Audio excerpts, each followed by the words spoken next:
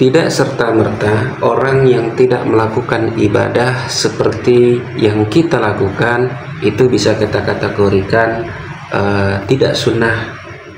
Jika kita mungkin ada kita yang berpegang pada dalil udah sesuai dengan sunnah, ketika orang berbeda belum tentu mereka tidak menjalankan sunnah.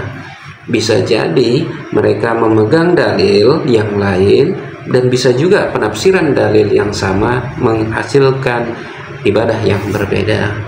Sama seperti sebelumnya udah kita bahas, ada nggak sholat sunnah qobliyah Jumat?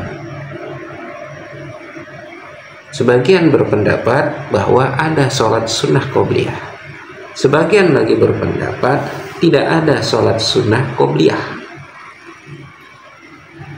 Jadi jangan serta-merta di dalam hal ini kita membid'ahkan seseorang karena mungkin dia tidak qobliyah, karena dia melaksanakan sholat sunnah qobliyah Jumat. Kita bid'ahkan, enggak, ini khilaf di antara ulama, di tengah-tengah umat. Begitu juga orang yang tidak melaksanakan sholat qobliyah Jumat, jangan sampai kita juga menyebutkan mereka orang yang tidak menyukai sunnah.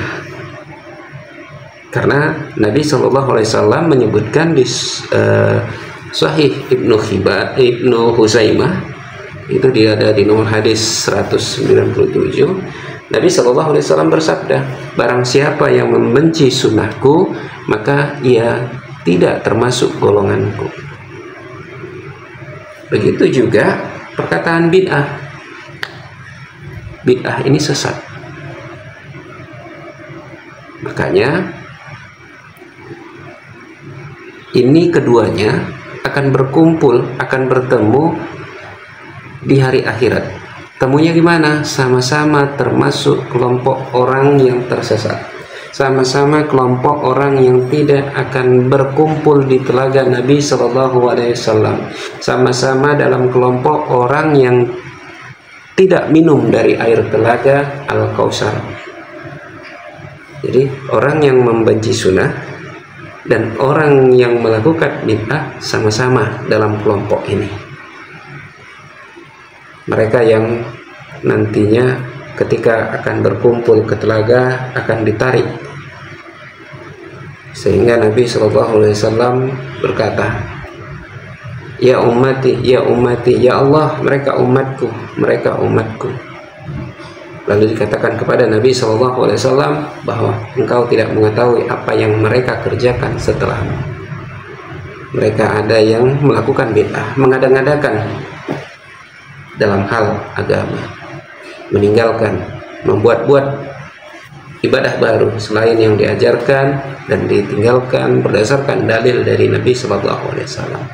Begitu juga mereka yang membenci sunnah. Mereka tidak mau melaksanakan apa yang disunahkan Nabi SAW.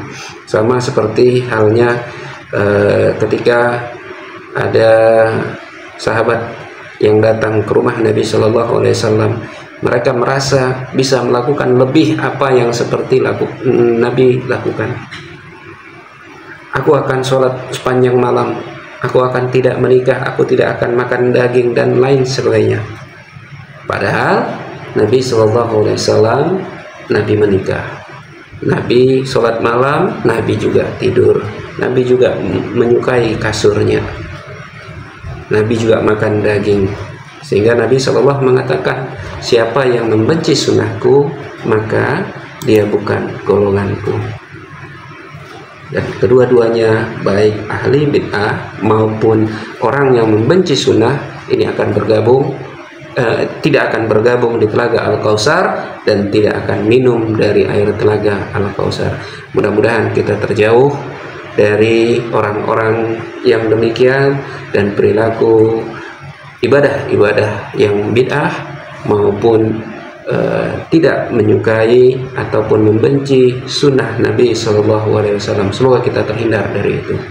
Mudah-mudahan bermanfaat bagi kita semua, khususnya bagi kami secara pribadi. Billahi taufiq wal hidayah. Assalamualaikum warahmatullahi wabarakatuh.